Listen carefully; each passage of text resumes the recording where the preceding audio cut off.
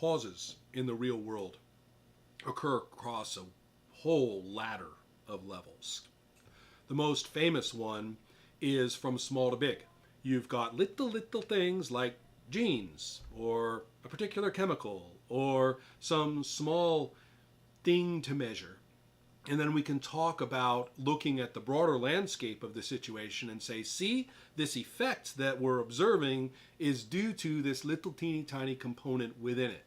And for one thing, it's fun to study that. It feels like detection. You're looking at a big landscape and you're winkling out the little thing which has a disproportionate cause on the situation. That's very common. We also see precisely the reverse.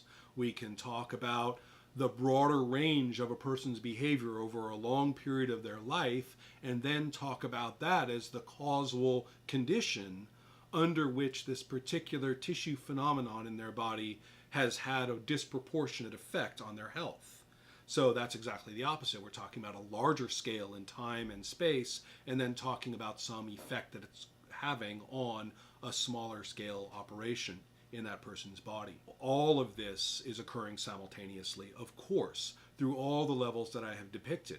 We're talking all the way down at the biochemical conditions in a teeny itsy bitsy cell, and we're talking all the way up to broad biogeographic phenomena sprawled across the planet's surface, from weather patterns and fire incidents and wind occurring across a given area, temperature patterns and things like that.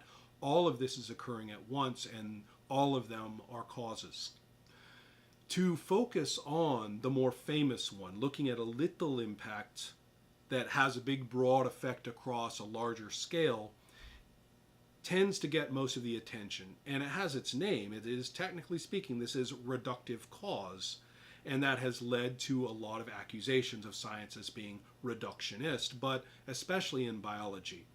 The emphasis is all over the place. We talk about causes at the large to the small just as often as we talk about causes from the small to the big, and even causes on the same level, the impact of one set of organs, variations, and activities upon some other organ system's effect. Those are causes that are traveling horizontally inside a given level of analysis, and those are, of course, just as common.